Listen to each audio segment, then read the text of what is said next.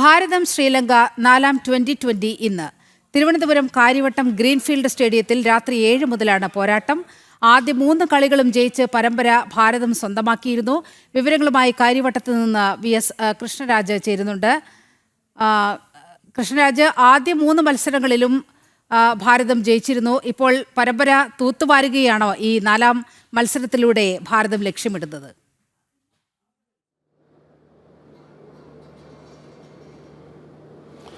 നീലിമ, തീർച്ചയായും 5 മത്സരങ്ങളുടെ പരമ്പരയും 5ഉം ജയിച്ച് പരമ്പര തൂത്തുവാരുക എന്നത് തന്നെയാണ് ലോക ചാമ്പ്യന്മാരിൽ ഏറെ കളിക്കാരും ഉൾപ്പെടുന്ന 2020 ടീമും ആഗ്രഹിക്കുന്നത്. ആദ്യ 3 മത്സരത്തിലും അനായാസ ജയമായിരുന്നു സ്വന്തമാക്കിയത്. കഴിഞ്ഞ മത്സരം, ഇന്നത്തെ മത്സരം, മറ്റന്നാൾ നടക്കുന്ന മത്സരം, ഇത് 3ഉം കാര്യവട്ടം സ്റ്റേഡിയത്തിലാണ് നടക്കുന്നത്. കഴിഞ്ഞ മത്സരം ജയിച്ചതോടെ പരമ്പര സ്വന്തമാക്കിയ ഇന്ത്യക്ക് ഇനി റിസർവ് ബെഞ്ചിലുള്ള താരങ്ങളെ പരീക്ഷിക്കാനുള്ളൊരു അവസരം കൂടിയാണ് വരുന്നത്. ജി കമലിനി എന്ന താരം, 17 വയസ്സുകാരിയായ ജി കമലിനി എന്ന താരം ഒരുപക്ഷെ ഇന്ന് ഇന്ത്യൻ ക്യാപ്പ് അണിഞ്ഞ് അരങ്ങേറ്റം കുറിച്ചേക്കും. കോവിഡ് കാലത്ത് ബോറടിച്ചിരുന്നപ്പോൾ സഹോദരനൊപ്പം ക്രിക്കറ്റ് കളിച്ചു തുടങ്ങി. വളരെ പെട്ടെന്ന് അണ്ടർ 19 ടീമിലെത്തി. ഇപ്പോൾ ഇന്ത്യൻ ക്യാപ്പ് അണിയുമെന്ന് പ്രതീക്ഷിക്കുന്ന ജി കമലിനി, തമിഴ്നാടുകാരിയാണ്. കമലിനി ഒരുപക്ഷെ ഇന്ന് കളിക്കാൻ സാധ്യതയുണ്ട്. വിക്കറ്റ് കീപ്പർ ബാറ്റ്സ്മാനാണ്, ഹാർഡ് ഹിറ്ററാണ്. ഒരുപക്ഷെ റിച്ച ഘോഷ് ഇന്ന് പുറത്തിരിക്കാനുള്ള സാധ്യത കാണുന്നുണ്ട്. അങ്ങനെയെങ്കിൽ കമലിനിയുടെ അരങ്ങേറ്റ മത്സരമായിരിക്കും ഇന്ന് നടക്കുക. സ്മൃതി മന്ദാനയും ഷഫാലി വർമ്മയും ജമീമ റോഡ്രിഗസും ഹർമൻപ്രീത് കൗറും ടീമിൽ ഉണ്ടാകും എന്ന കാര്യത്തിൽ തർക്കം വേണ്ട.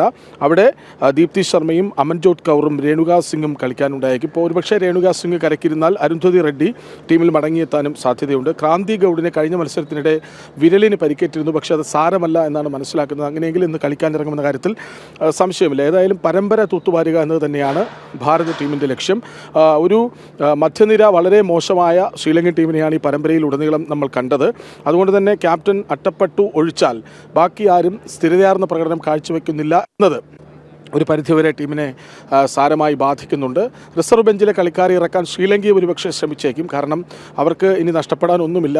പരാജയം ഉറപ്പിച്ച് പരമ്പര നഷ്ടമായി കഴിഞ്ഞ അവസരത്തിൽ ഒരുപക്ഷെ റിസർവ് ബെഞ്ചിലുള്ള താരങ്ങളെ കൂടി ടീമിൽ ഉൾപ്പെടുത്താനുള്ള സാധ്യതയും കാണുന്നുണ്ട്. ഒരു യുവനിരയാണ് ശ്രീലങ്കയുടേത് എന്നതും നമ്മൾ എടുത്തു പറയണം. അതേസമയം പരിചയസമ്പത്തും അനുഭവ തികവുമുള്ള താരങ്ങൾ ഒരു വശത്തുണ്ട്, യുവതാരങ്ങളുമുണ്ട് ഭാരത ടീമിൽ എന്നതാണ് ശ്രദ്ധേയം.